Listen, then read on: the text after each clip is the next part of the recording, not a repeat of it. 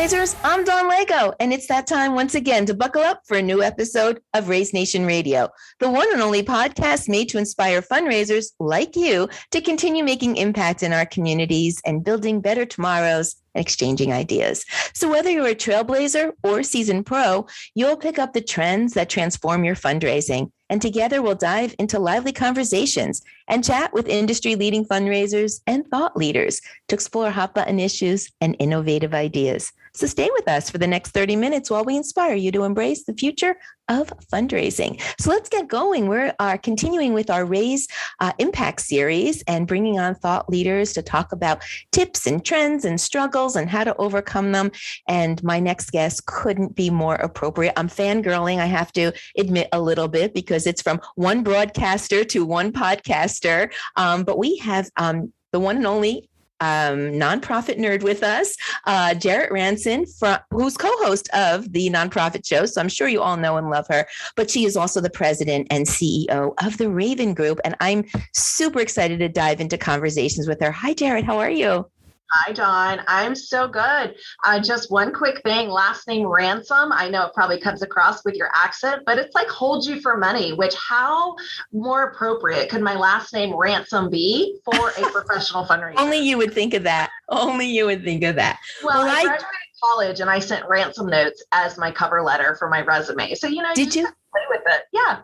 Oh, yeah. Embrace it, whatever it is, right? That's what I love about you. But I kind of just did a silly introduction as like the nonprofit nerd, and hope you didn't take offense to that.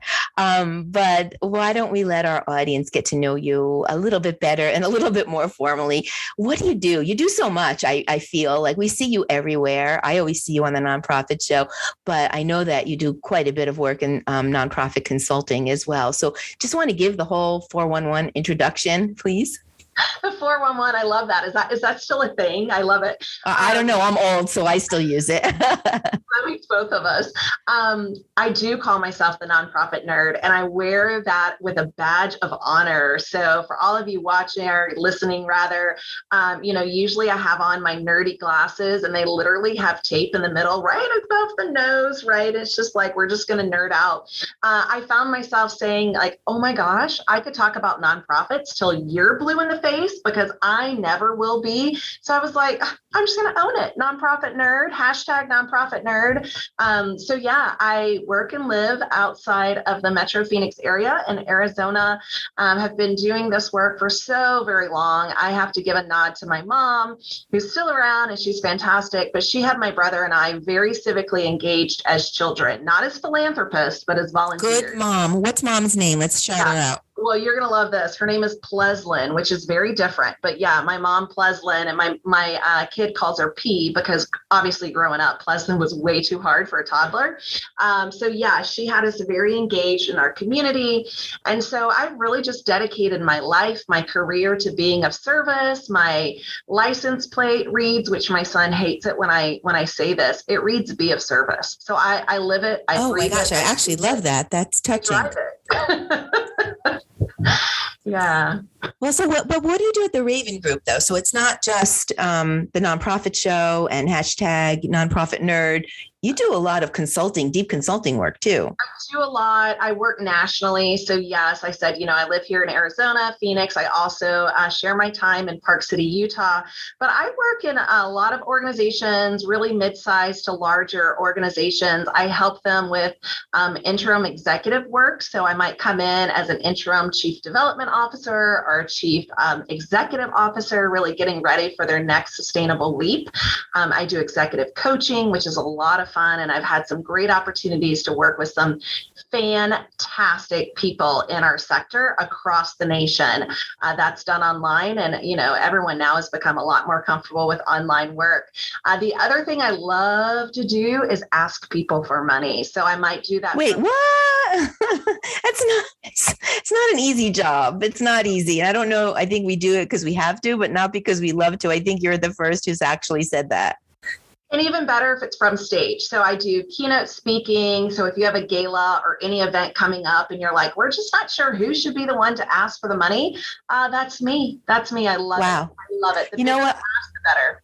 I should have asked you what don't you do? That might have been the shorter list. So that's pretty extensive. You have such a length and breadth of talents. But I would imagine that seeing so much, a co-host of the nonprofit show and hearing about all the latest and greatest out there. And then on the other side of that, consulting and talking to nonprofit organizations, I would have to think, and what I'd love to talk about today is that you're seeing what struggles there are, especially coming out of the last 2 years that I don't even know what to call them, 2 years plus, but all the struggles. What are the struggles? What are the goals? What are we trying to accomplish now? And how do we get there? And then maybe later on, we'll talk about what's trending, if you don't mind. How much time do we have? Yeah, I know. Let's just get into it. Yeah, I would say, honestly, right now, the biggest struggle that I see is because of COVID, ... And we're stuck in this mentality of because of COVID, and we're using that as a crutch as opposed to a catalyst. And a lot of boards press pause. They sat on the sidelines. We're now 2.5, 3 years into COVID ...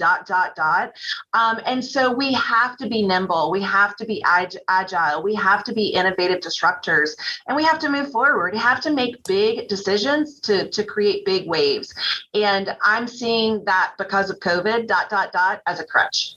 Yeah, I agree. And my biggest fear is that we might the lessons learned might not stick, that we just might fall back in. I mean, we learned a lot. There was a lot of good things that came out too. I'd never want to go through it again. Don't get me wrong, but there was it was very eye-opening about being flexible and diversifying and, expanding your donor base, and not just the 200 people that might be in the ballroom, and making sure your tech stack's there. And I can go on and on and on and on. But what are we going to do with those lessons now that ...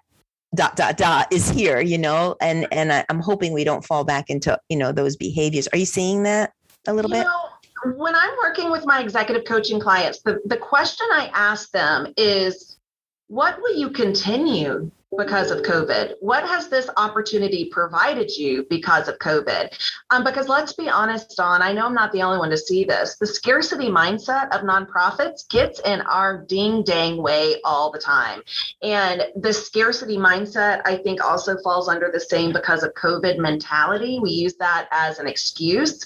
And so I do like to ask with my clients, what will you do because of it? What have you learned in this time? What have you embraced? What have you been able to champion that you're going to keep? And that's where I love to take. What should some of those answers be, do you think? What, I know it's different for every nonprofit depending on, their size, their scope, their donor base, their resources. But what do you think some of those are the keepers from COVID ...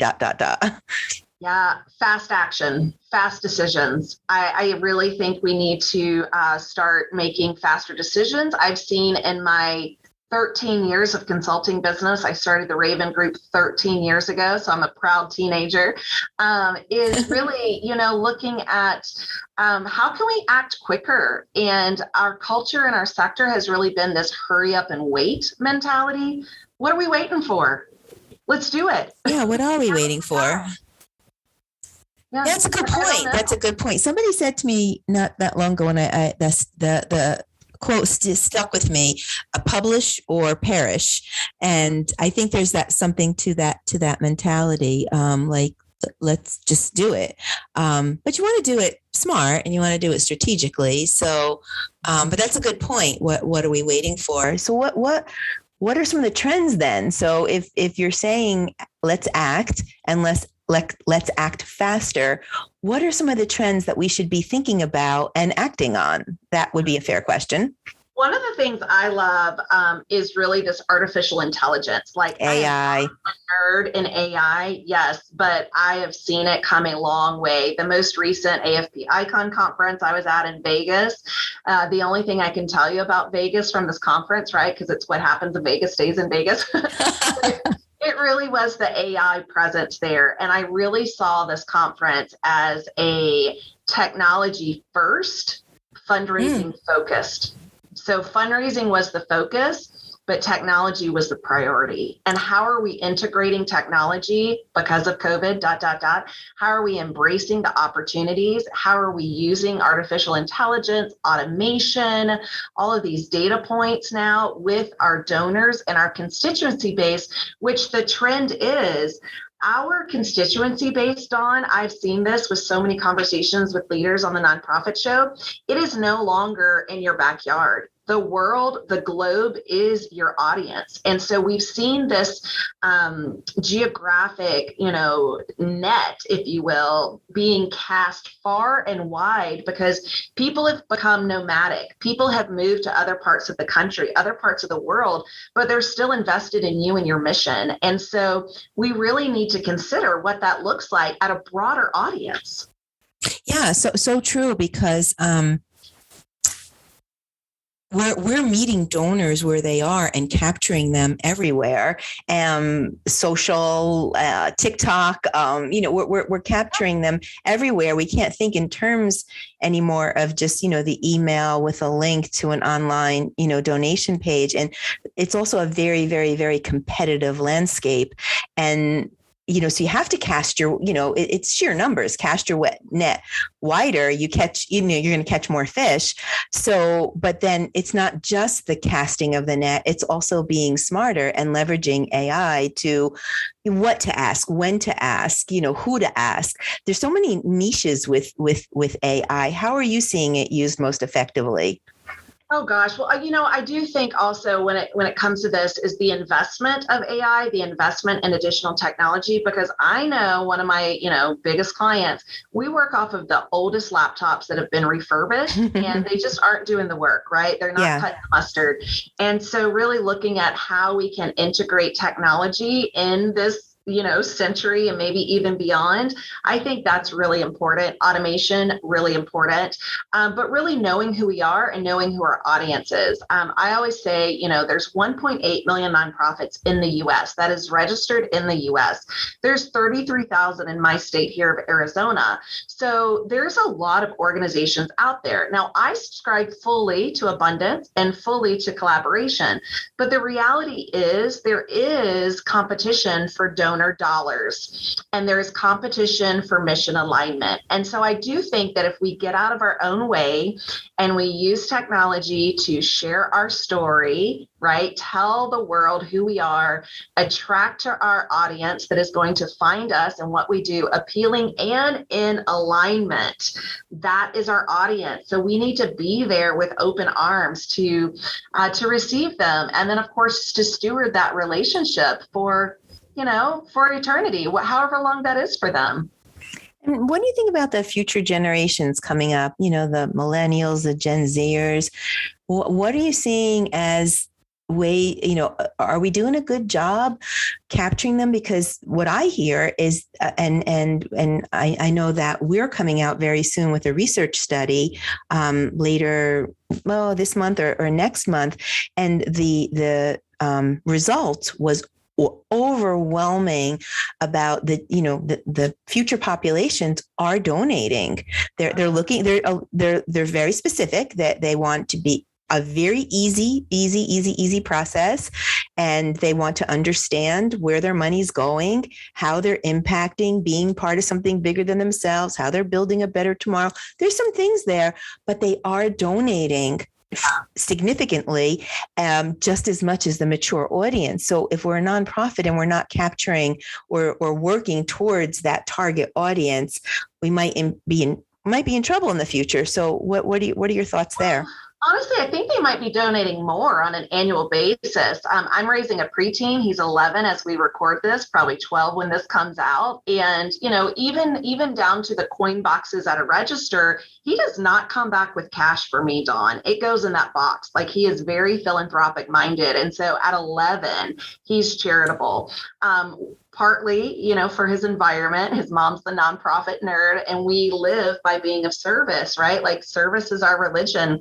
So really looking at how are we engaging in a younger demographic for a smaller, perhaps donor amount. But the studies show, studies plural, because there's a lot of information out there. When you ask someone to give on a regular basis at a smaller amount, that cumulative gift over the course of 12, 18 months is often larger than their one-time gift in 1 year. So if and when we embrace this younger demographic for an ongoing monthly sustaining commitment, it could be $10, $20, whatever that might be, over the course of that 12 to 18 months, chances are pretty darn high that they're giving at a larger amount than if we were to ask them to give once. Yeah. And truthfully, that's what the research study that we just completed by an independent group is pointing to, that for sure they're actually giving, and they're giving at higher levels. So it's important to make those moves. Yeah, they want it to be easy. They want to hit a button. No one reads anymore, myself included. And so really looking at how can we streamline this process, and how can we use artificial intelligence to say, hey, Jarrett, we know that you gave $12, last month. Would you consider doing 15 this month, or whatever that might look like? So we need to invest in technology and innovation for the future, because if we say the youth is our future, we have to be ready for that. Sure. Yeah. And actually that's not the future. I think it's the now, truthfully. It sure is, because we're seeing it already in research. Absolutely. So it's pretty interesting. I can't wait for this research. When's that coming out, you said?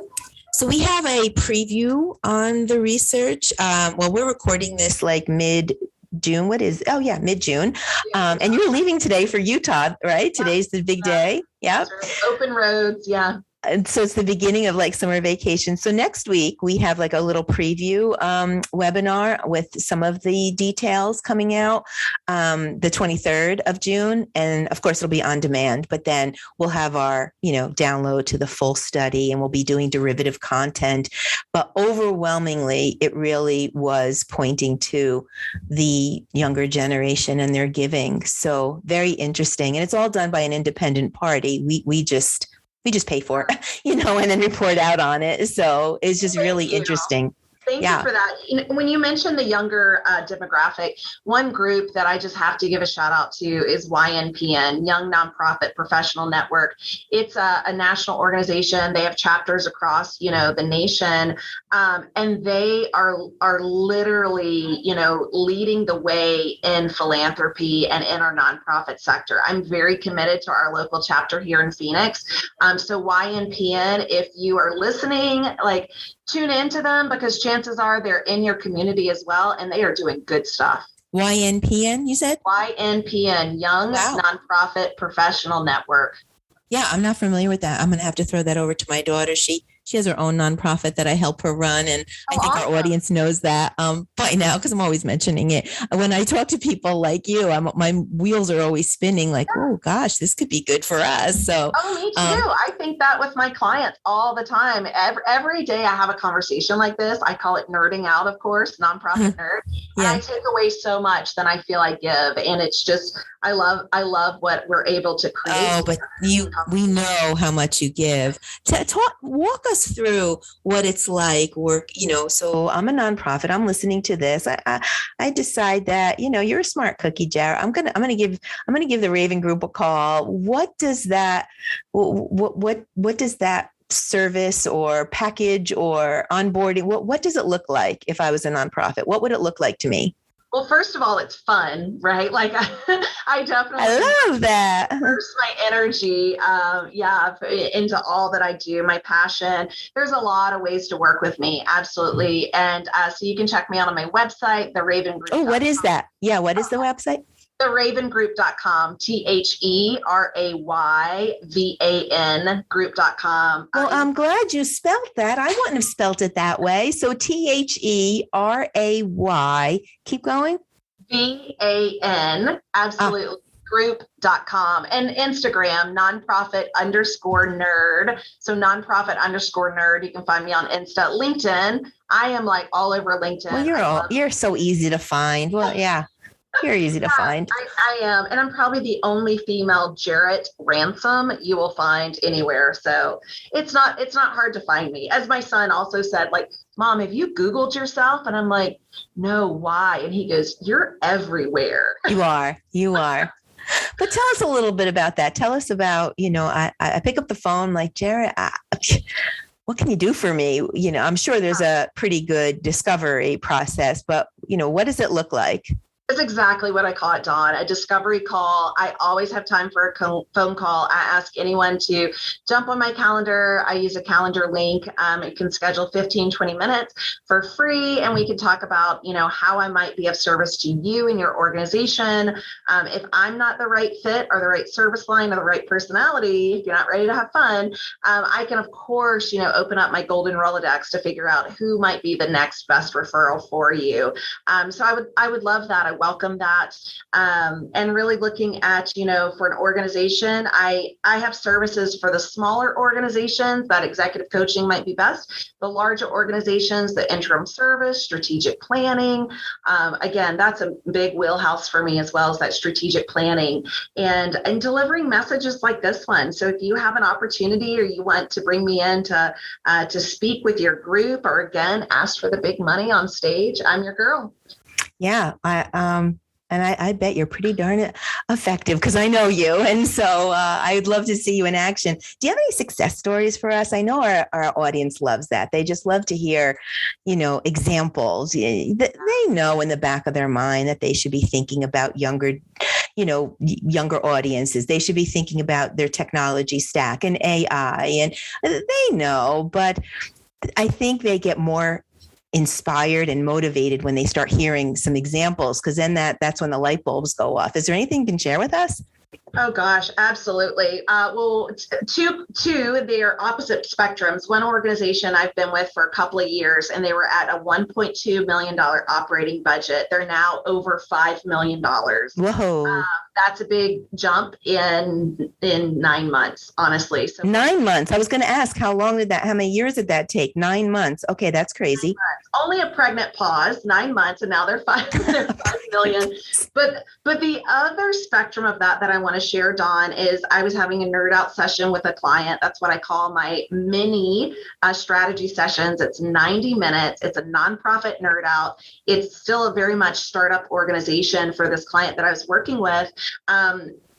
That investment is a very low investment with me. They were able to raise $12,000 in just 4 short months after a 90-minute conversation with me. So opposite spectrums, right? We're talking 1.2 to 5 million. We're talking a $12,000 increase of funding for this organization. And those impacts for each organization, apples to apples, huge, blown out of the water, big impact for each organization in its own way. Wow. Fantastic. Congratulations to them, to you, to, the whole collaboration. Where do you think community is playing? I know that's another big buzzword right now, build your community, create your community, which to me is a little bit of a, because we're casting that wider net, right? So we may be pulling people in all over the world instead of just in your backyard. So we spoke about that earlier, but at the same time, it's like a conundrum. We should be building a community. So how important is that? How do you do that? How do you cast the net and build a community at the same time? The only thing that comes to mind, because it doesn't happen overnight, absolutely, authenticity. You build it with being authentic. So yeah, authenticity is the way we build community. I know I'm not right for everyone, and that's okay. There's someone else that's right for them. And for me, really being authentic with my community, with the people I serve, with the clients in our community, it's being true to yourself, being true to your mission, true to your clients. And I think we crave that. We really crave that. Social media, love-hate relationship, right? We always talk about how it's a highlight reel for so many people. But what I see over time, truly, Dawn, is when someone is authentic, they're vulnerable, and they share from a heart space, that's when the attraction comes. Yeah, and I had the pleasure of speaking to the founder of Memory Fox yesterday, Chris, who does a lot of work with nonprofit storytelling, and same message, right? Don't go for the polished, highly AV produced, scripted videos and such. Just get your story, make it relevant, talk about your impact, but also be authentic and real and maybe imperfect, because nobody really embraces perfect anymore. So, or the look of perfect. So I think authenticity is just so important in everything you do, in nonprofit. So that's a really good point. Where do you think we're going? Well, we want to know that we're working with people, real people, humans. We want that connection. We crave that connection. So yeah, we're all imperfectly perfect. Embrace that.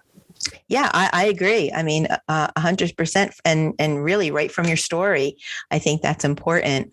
So where do you think we're going? Where's fundraising going? What do you think the landscape's going to look like in the next, 5 years?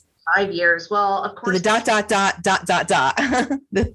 Yeah, there's this huge transference of wealth that's been talked about, this, tsunami of transference of wealth. I don't think I'm getting any of it. Yeah, me neither. I'm not in line for that. And I don't even buy lottery tickets. So I'm really not winning at that, transference of wealth. But I really do think that people are coming down to their core. What is important to them? And I do think the pandemics, plural, over these last couple of years has really helped all of us to assess what is important to us as a person. I was talking to someone on the nonprofit show the other day. We were talking about ikigai, and it's this concept of living your purpose, living your passion, and knowing who you are at your core. And so what is your ikigai? And I think we're all seeking that. We're all looking for that thing that fills us up, makes us feel warm and fuzzy and accepted, right? Part of that community that we just talked about, Dawn. We want to have those connections. That's where I think we're going. I love that. I think that gives me so much hope for the future. Just being your true, authentic self, being brave enough to be your true, authentic self, and trying to build a community where we live in a judgment-free, zone, and being more accepting, I think is in a way connecting us and then helping us align to missions, because we want to be part of something a little bit greater than ourselves, find meaning and purpose. And I'm pretty excited to hear you say that.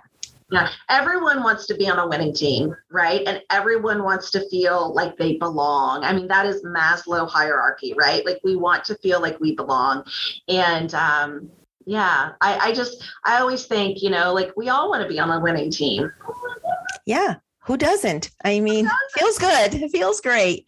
Yeah. So how do you fit it in? I mean, let's just talk about female empowerment. I know we only have a couple minutes left because I promised I would get you on the road safely to your drive to Utah today. But how do you fit it all in? I mean, truly, your son might be jesting with you a little bit, but you really are everywhere. You should Google yourself, or nonprofit world that's listening, please Google Jarrett Ransom. But how do you do it all as a woman, and that whole female empowerment? Let's inspire some women out there who are listening. How do you do it all?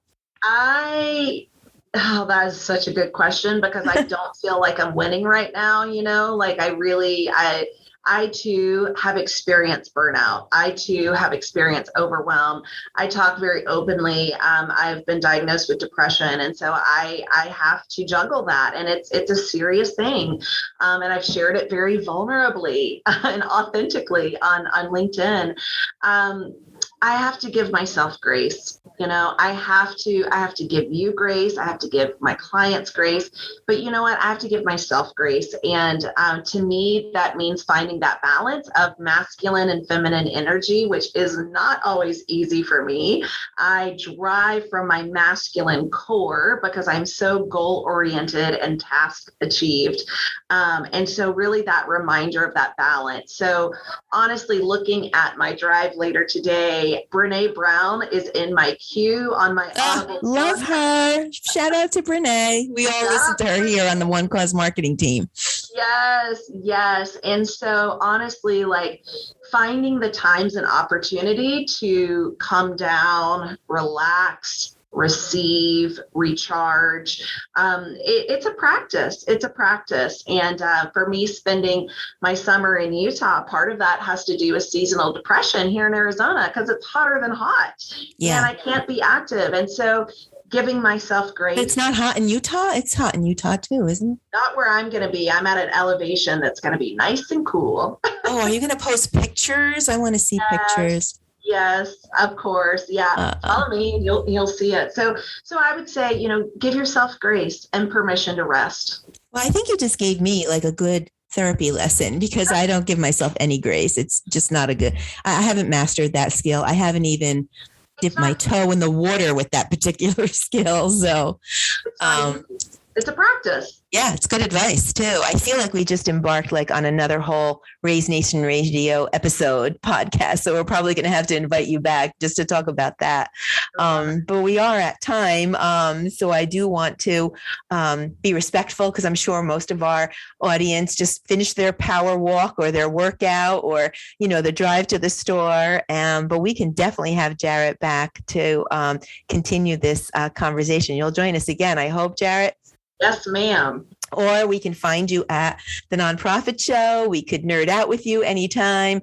Or we can find you at the Rayvan Group. And I want to do that web address one more time because you do spell it a little differently. Let's let our audience hear it again. Absolutely. Thanks for that opportunity. It's therayvangroup.com, TheRayvan. So it's a combination of Ray and Van, like a car you drive. So ravengroup.com. So yeah.